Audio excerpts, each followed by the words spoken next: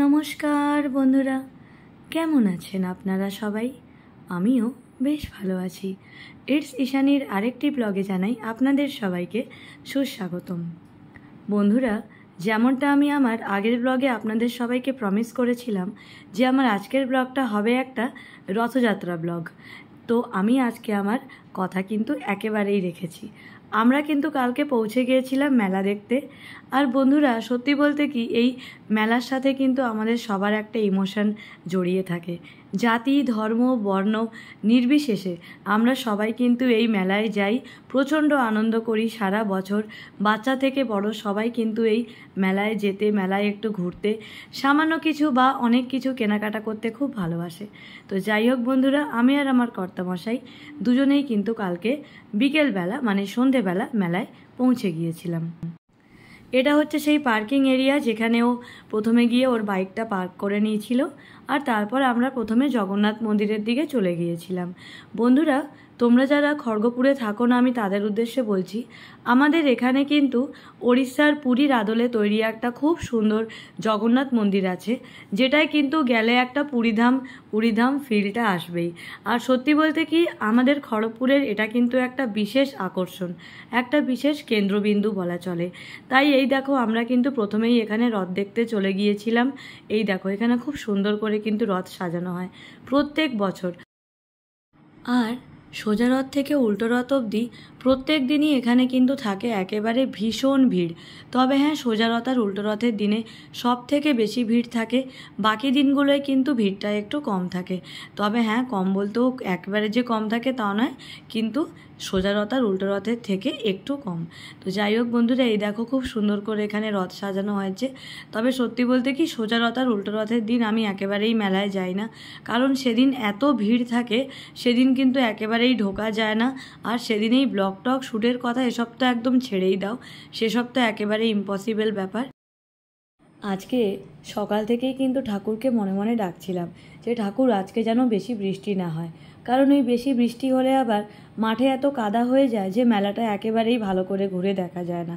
প্রথমে বন্ধুরা তোমরা দেখে নাও, এটা হচ্ছে আমাদের, এই দেখো, এই যে এখানে রথগুলো সাজানো হয়েছে, খুব সুন্দর একেবারে আলোয় ঝলমল করে সাজানো হয়েছে। তবে হ্যাঁ, সোজা রথ বা উল্টো রথের সময় গেলে এখানে আমরা অবশ্যই ঠাকুরের দর্শনও করতে পারতাম।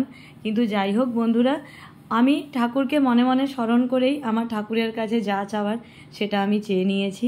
এরপর আমরা চলে যাচ্ছিলাম যেটা আমাদের জগন্নাথ মন্দির, মূল মন্দির, সেটার ভিতরে। ও যায়নি, কারণ এখানে আমাদের এই চটি জুতো রেখে যাওয়ার একটা সমস্যা থাকে, তাই আমরা দুজনে পালা করে গেছিলাম। আমি বললাম প্রথমে আমি গিয়ে ঘুরে আসি, তারপর তুমি যেও। এই দেখো, এটা হচ্ছে আমাদের জগন্নাথ দেবের একেবারে মূল মন্দির, এই দেখে নাও। খড়গপুরে যারা ঘুরতে আসে তারা এই মন্দিরে ঘুরে যাবে না এমন লোকের সংখ্যা কিন্তু খুবই কম। এই দেখো, জয় জগন্নাথ। তো যাই হোক বন্ধুরা, এই দেখো এবারে আমরা চলে গেছি মূল মন্দিরে। এখানে কিন্তু যে কদিন অনুষ্ঠান চলে, মানে একেবারে সোজা রথ থেকে উল্টো রথ অবধি যে কদিন এখানে অনুষ্ঠান চলে, এখানে কিন্তু খুব সুন্দর সুন্দর কালচারাল প্রোগ্রামগুলো হয়। আর আজকেও কিন্তু এখানে কচিকাচাদের ভীষণ সুন্দর কিছু অনুষ্ঠান চলছিল। কচিকাচারা এখানে খুব সুন্দর করে নাচ করছিল, মঞ্চটা একেবারে আলোয় ঝলমল করছিল, আর দেখতেও কিন্তু ভীষণ সুন্দর লাগছিল। পরিবেশটা এত একটা সুন্দর হয়ে গেছিল, কি বলবো। এই ব্লগে শুধুমাত্র সাউন্ডগুলো যে কেন দেওয়া যায় না আমি জানি না, দেওয়া গেলে তোমাদেরকেও শোনাতে পারতাম যে কচিকাচারা কত সুন্দর গানের তালে তালে পায়ে তাল দিয়ে দিয়ে কত সুন্দর করে নাচ করছে। এই দেখো, একেবারে স্টেজ কিন্তু একেবারে কাঁপিয়ে দিয়েছে। খুব ভালো লাগে বাচ্চারা যখন এইভাবে নাচ করে। এই দেখো, উপরে ব্যানারে লেখাও আছে রথযাত্রা মহোৎসব, বেশ ভালো লাগছিল। আর ওই দেখো পেছনে আরেকটা গ্রুপ ওয়েট করছিল যে ওদের হলে তারপরে আবার তারা পারফর্ম করবে। আর এখানে সামনে অনেক লোকজন বসেছিল, সবাই আবার এগুলোকে ভিডিও করে নিচ্ছিল, পরে গিয়ে দেখবে করে। আর ওই দেখো, ওই দূরে হচ্ছে আমাদের জগন্নাথ মন্দির। তবে এই সময় ওখানটা প্রচণ্ড ভিড় বলে আমি ওপরে আর উঠলাম না। কোনো দিন যখন অন্য কোনো সময় আসবো তখন তোমাদেরকে পুরো জগন্নাথ মন্দিরটা আমি ঘুরে দেখাবো। আর যারা খড়গপুরে থাকো না তাদের সবাইকে রিকোয়েস্ট করব, খড়গপুরে এলে অবশ্যই একবার আমাদের এই জগন্নাথ মন্দিরটা থেকে ঘুরে যেও। আশা করি তোমাদের সবার খুব ভালো লাগবে। তো যাই হোক বন্ধুরা, এরপর আমরা জগন্নাথ মন্দির থেকে বেরিয়ে গেছিলাম। বেরিয়ে গিয়ে কিন্তু এবার আমরা যেটা আমাদের মূল মেলা সেদিকে কিন্তু এবার আমরা ঢুকে যাচ্ছিলাম। এই দেখো এখান থেকে কিন্তু আমাদের মেলাটা একেবারে শুরু হয়ে গেছে। চারদিকে শুধু খাবারের এত সুন্দর সুন্দর সুগন্ধ আসছিল, কিন্তু যাই হোক প্রচণ্ড দেখে দেখে পা ফেলতে হচ্ছিল, কারণ কিছু কিছু জায়গায় প্রচণ্ড কাদা হয়েছিল। এই দেখো এখানে চাউমিনের দোকান, এগরোলের দোকান, ওইদিকে আবার দেখছি ফুচকা, মোমো, বিরিয়ানি, আর কি বলবো। আমার আবার একটা পলিসি আছে, আমি কিন্তু মেলায় ঢুকেই প্রথমে কিছু খাই না। প্রথমে পুরো মেলাটা আগে একটু ভালো করে আমি ঘুরে নিই, কোথায় কি আছে আগে একটু দেখে নিই, তারপরে আমরা খাওয়া দাওয়া করি। এই দেখো এখানে এত ভিড়, এখানে যে কিভাবে আমি ব্লগটা করছিলাম আর কি বলবো, রীতিমতো এখানে ধাক্কাধাক্কি হচ্ছিল। তবে আমি এটাই বলবো, তাও আজকের দিনে ভিড়টা কম ছিল। এটাই কিন্তু উল্টো রথ বা সোজা রথ হলে এই সময় এখানে কিন্তু আর আমাকে ভিডিও করতে হতো না। আর এই দেখো রাস্তার ধারে ধারে যেই সব দোকানগুলো বসেছে, এই যে মিষ্টির দোকানগুলো, এগুলো হচ্ছে আমার সব থেকে ফেভারিট দোকান। কারণ এই দোকানগুলো থেকে আমি প্রত্যেকবার বাড়ি ফেরার সময় গজা, খাজা, কাঠি গজা, নিমকি, মালপোয়া, জিলিপি সব কিনে নিয়ে যাই। কারণ বন্ধুরা এই মেলার মিষ্টির টেস্টটাই কিন্তু একেবারে আলাদা।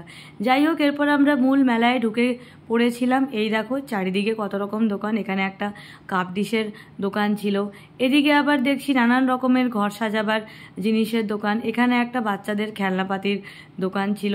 তবে প্রত্যেকটা দোকানেই প্রচণ্ড ভিড়।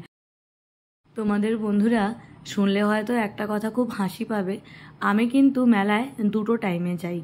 এক হচ্ছে এই সময় যাই, কারণ এই সময় সব দিকে একদম আলো থাকে, দেখতে ভালো লাগে, একটু ঘুরতে ভালো লাগে।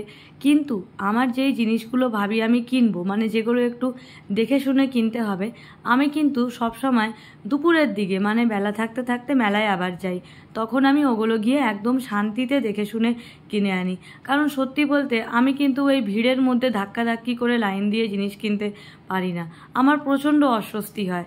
তো যাই হোক, কিন্তু এই সময়টাতে এই জন্য যাই কারণ এই যে একটা মেলার একটা গম গম ভাব, চারদিকে লোকজন, আলো ঝলমল করছে, এই খাবার ওই খাবার, এই দোকান সেই দোকান, এই যে এত সুন্দর করে সাজানো, এই জিনিসটা আবার কিন্তু সন্ধেবেলায় না গেলে একেবারেই এক্সপিরিয়েন্স করা যায় না।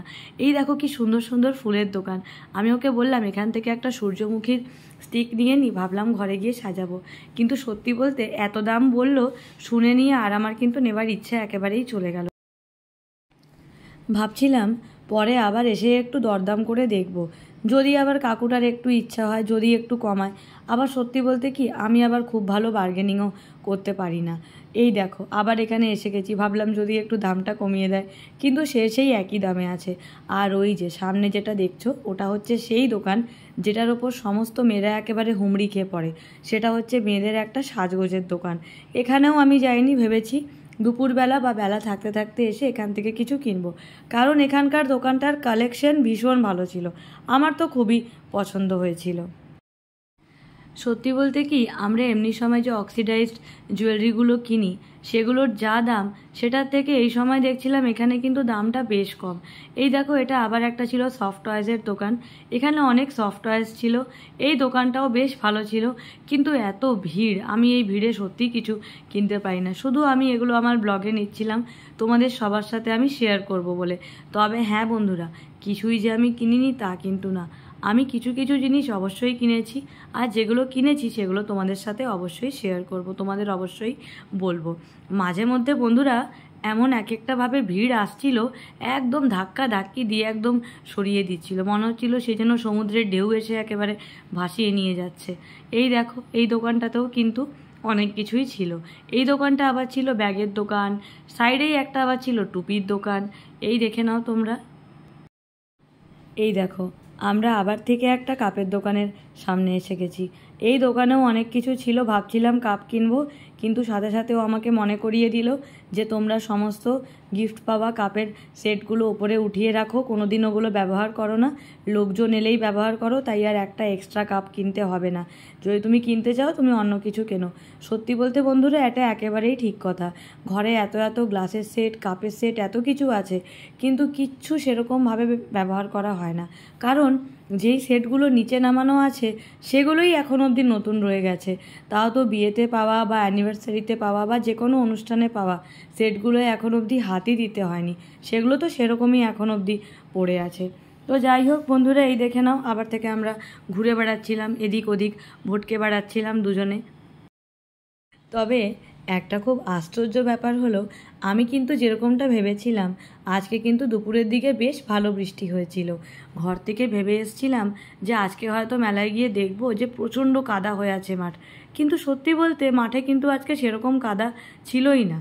তো যাই হোক, এই দেখো প্রথমেই এরোপ্লেনটা দেখে নিচ্ছিলাম, ভাবছিলাম এটা বোধিসত্ত্বর জন্য নেব, কিন্তু এরোপ্লেনটা এতটা হালকা আর এতটা পলকা, ওই জন্য আর এটা নিতে গিয়েও কিন্তু নিলাম না। এরপর এই দেখো ক্যান্ডি ফ্লসের দোকানের সামনে দিয়ে যাচ্ছে। এই ক্যান্ডি ফ্লস জিনিসটা কিন্তু আমার ভীষণ ভালো লাগে। দেখো কি সুন্দর লাগছে দেখতে ক্যান্ডি ফ্লসগুলো, ছোটোবেলাতে কিন্তু এগুলো খুব খেতাম। আর এই দেখো এখানে কিন্তু মেলার মধ্যেই ট্যাটু চলছে। এখানে সামনে গিয়ে দেখে নিচ্ছিলাম যে সত্যিকারের ট্যাটু হচ্ছে না অন্য কিছু, দেখলাম না সত্যিকারেরই এখানে কিন্তু ট্যাটু চলছে। আর ওখানে যে পাশে মেহেন্দিটা ছিল, ছোটোবেলায় এলে কিন্তু এখান থেকে একেবারে ইনস্ট্যান্ট মেহেন্দি পরতাম, কিন্তু এখন যাই হোক কাজের জন্য বা অন্য কোনো যাই হোক এখন সবসময় এসব মেহেন্দি পরতে ইচ্ছা করে না। যখন কোনো ওকেশন হয় তখনই শুধু আমরা এসব পরে থাকি। অন্তত আমি তো কোনো ওকেশন ছাড়া হাতে মেহেন্দি নেল পালিশ আমি একেবারেই পরিও না। আর এই যে এখানে এসে গেছি, এবার সেই সমস্ত জিনিসের সামনে এসে গেছি যেগুলো একটাতেও আমি চড়ি না। হ্যাঁ বন্ধুরা, এদের মধ্যে একটাতেও আমি চড়ি না। আমি যেটায় চড়ি সেটা হচ্ছে এই জিনিস, এই দেখো এটা হচ্ছে ড্র্যাগন। এই ড্র্যাগনেই আমি একমাত্র চড়তে ভালোবাসি, কিন্তু কর্তামশাইকে বলার পর ও বলল যে আজকে ইচ্ছে আর হচ্ছে করছে না, আর এমনিতেও যা লাইন আছে এখন আর এসবে ওঠা যাবে না। তাই অগত্যা আবার এদিকে এসে একটু নৌকাটা দেখলাম, একটু ডিস্কো ড্যান্স দেখছিলাম, আবার একটু নাগরদোলা দেখছিলাম। এসব করেই নিজের আমি সময় কাটাচ্ছিলাম। কারণ বন্ধুরা আমি এগুলোর মধ্যে একটাতেও চড়তে পারি না।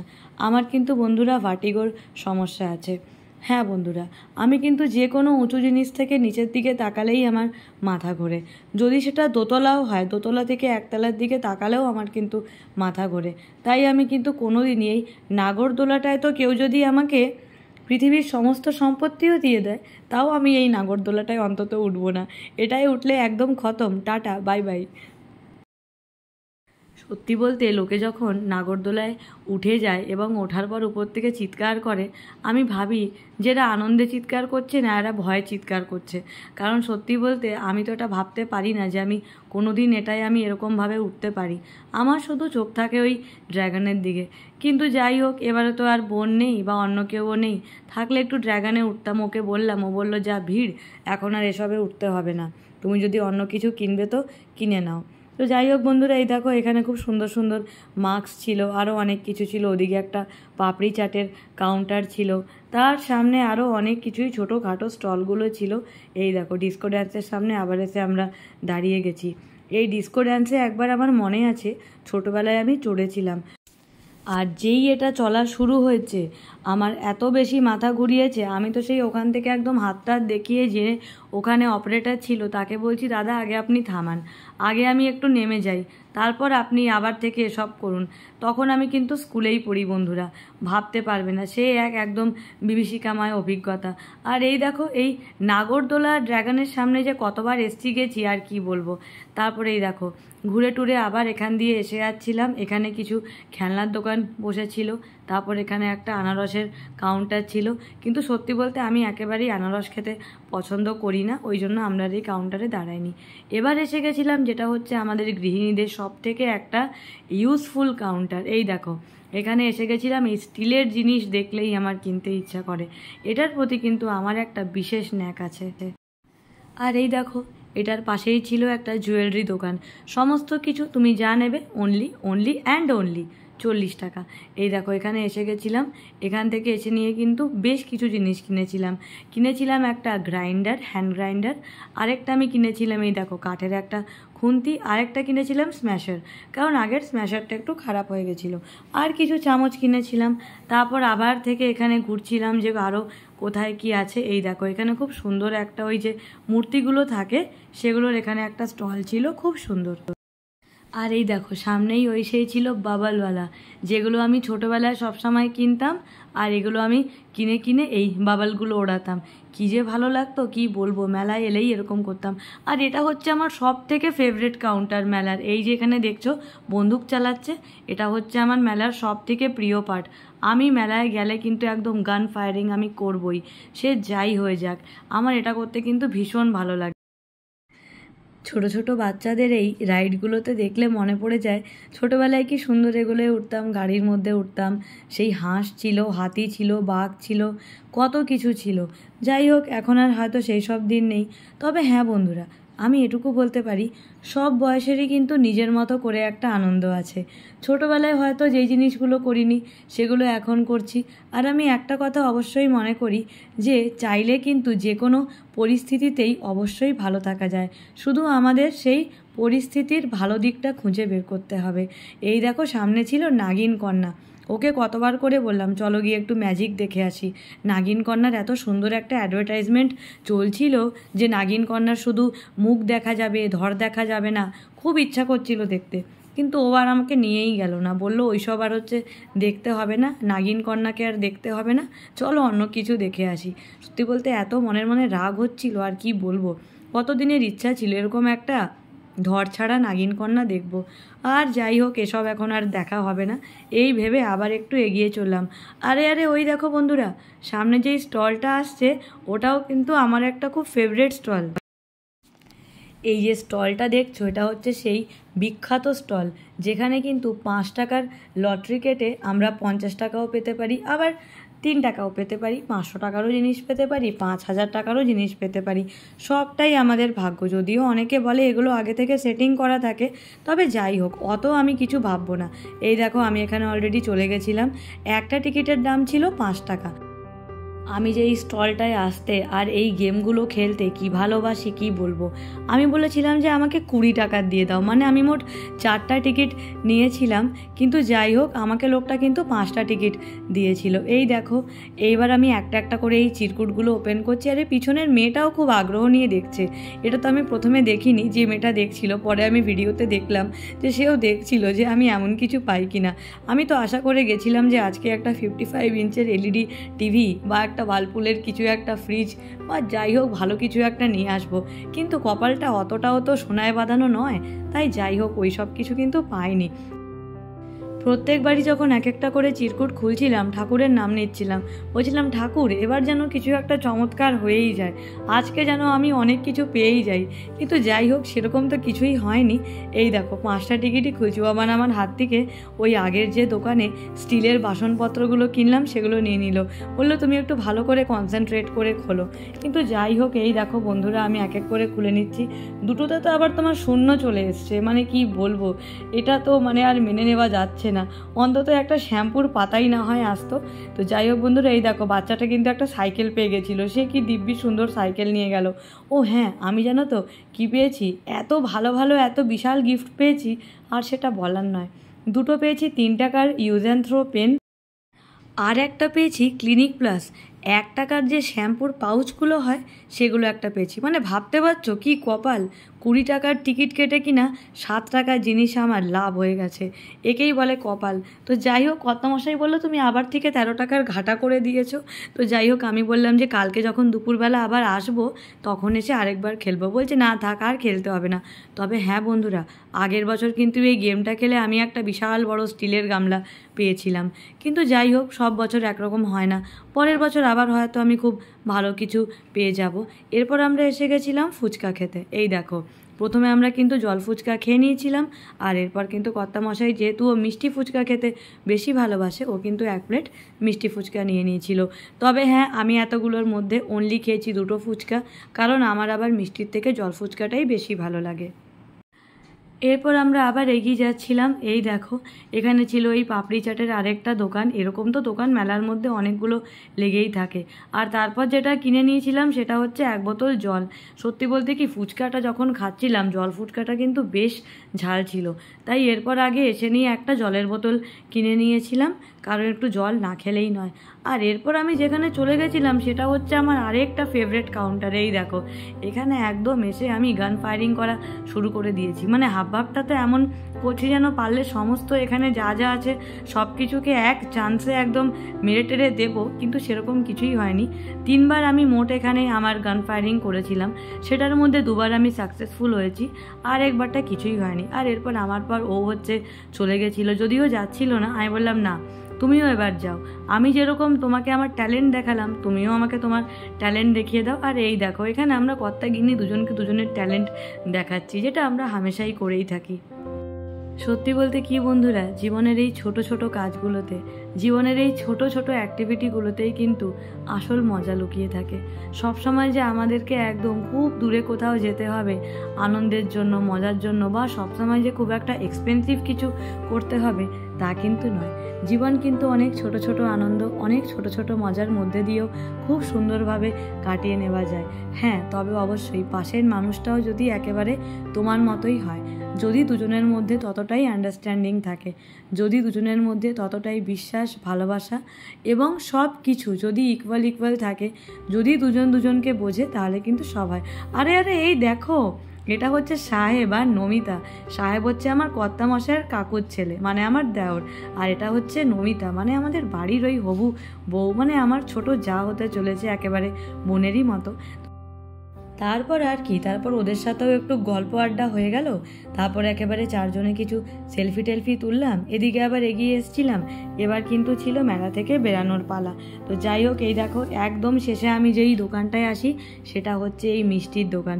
এখানে এসে কিন্তু আমি অনেক কিছু প্রত্যেকবারের মতো কিনে নিই। এই দেখো এখানে ছিল জিলিপি, ছিল আবার এই দেখো ছোট ছোট গজা যেটা ছিল। এই দেখো এগুলো দেখে তো আমার সবসময় খালি পুরী জগন্নাথ ধামের কথাই মনে পড়ে, কারণ ওখানে যখনই যাই তখনই এগুলো একদম ঠোঙা ঠোঙা কিনেই আনি। তো যাই হোক বন্ধুরা, এই দেখো এখানে এসে গেছি, আর এই দোকানটায় কিন্তু প্রচণ্ড ভিড় ছিল। ওরা মোটামুটি 2 হাত নয় 4 হাতে কাজকর্ম করছিল, ওদেরকে যা দেখে মনে হচ্ছিল। তো কর্তামশাই বললো যে কী নেবে নিয়ে নাও। তবে বন্ধুরা, আমি যখনই জানি প্রথম দিন আমি একটু অল্প করেই নিই, কারণ দেখে নিই যে খাবারটা কেমন কি আছে না আছে, তারপর যদি ভালো হয় পরের দিন আমি আবার গিয়ে একটু বেশি করে নিয়ে আসি। হ্যাঁ, টেস্টিং করে নেওয়া যায়, কিন্তু আমি ওইভাবে নিই না। প্রথম দিন আমি একটু অল্প পরিমাণে নিই এবং আমি পরের দিন গিয়ে নিয়ে আসি। মানে আমি পরের দিন যখন দুপুরবেলা যাই তখন আমি আচার, পাঁপড় আর এই মিষ্টি যা যা আছে এগুলো আমি গিয়ে নিয়ে আসি। এটা আমি প্রত্যেকবারই করে থাকি।